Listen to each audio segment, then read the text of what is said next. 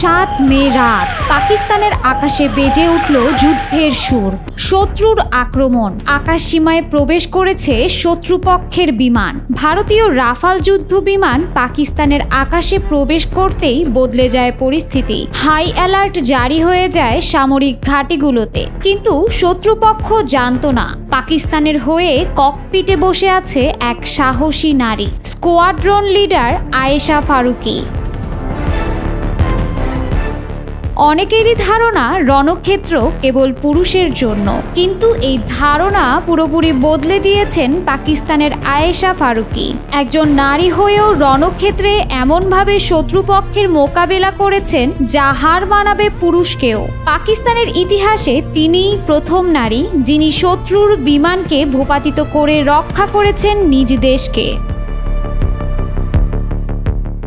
আয়েশা ফারুকি ধ্বংস করেছেন ভারতের রাফাল যুদ্ধ বিমান, তাই তো পরিচিত হয়ে উঠেছেন দেশের আকাশ রানী হিসেবে। পাকিস্তান ভারত যুদ্ধে সবচেয়ে বেশি আলোচনা হচ্ছে এই মুসলিম নারী সেনা কর্মকর্তার বীরত্ব গাথা নিয়ে।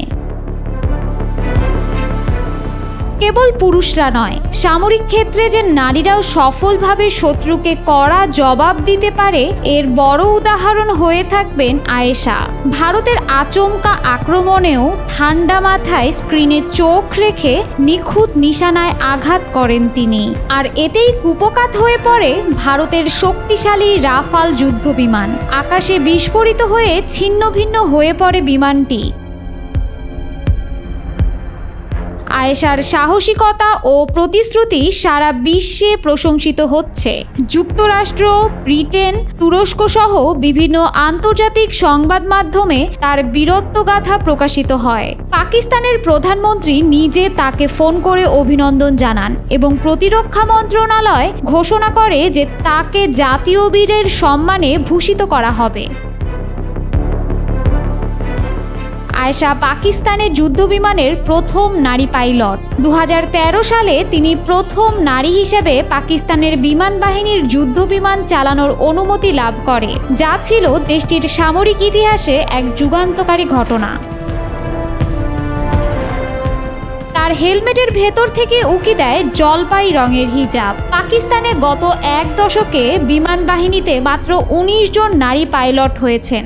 উত্তর পাকিস্তানের মুশাফ বিমান ঘাঁটিতে প্রশিক্ষণ নেন মৃদুভাষী আয়েশা। তিনি তার পুরুষ সহকর্মীদের দিকে ইঙ্গিত করে বলতেন, এক্ষেত্রে আমি কোনো পার্থক্য দেখি না, আমরা সবাই একই কাজ করি, নির্ভুলভাবে বোমা বর্ষণ করি। পাকিস্তানের এই আকাশ রানীর বাড়ি পাঞ্জাব প্রদেশের বাহাওয়ালপুর শহরে। তার বাবা বেঁচে নেই। বিমান বাহিনীতে যোগ দিতে চাইলে তার মায়ের সঙ্গে মতবিরোধ দেখা দেয়, কিন্তু দমে যাননি আয়েশা। গোটা বিশ্বের মানুষ তার বীরত্বপূর্ণ লড়াই দেখে মুগ্ধ। আয়েশা ফারুকি কেবলই একজন সফল নারী পাইলটই নন, পুরো পৃথিবীর কাছে তিনি এক উজ্জ্বল দৃষ্টান্ত। একদিকে তিনি সাহসিকতার সাথে দেশকে রক্ষা করেছেন, অন্যদিকে সমাজের নারীর অবস্থানকে শক্তিশালী করেছেন তিনি। তার এই সাহসিকতা মুসলিম বিশ্বের কাছে ও নতুন প্রজন্মের কাছে দৃষ্টান্ত হয়ে থাকবে।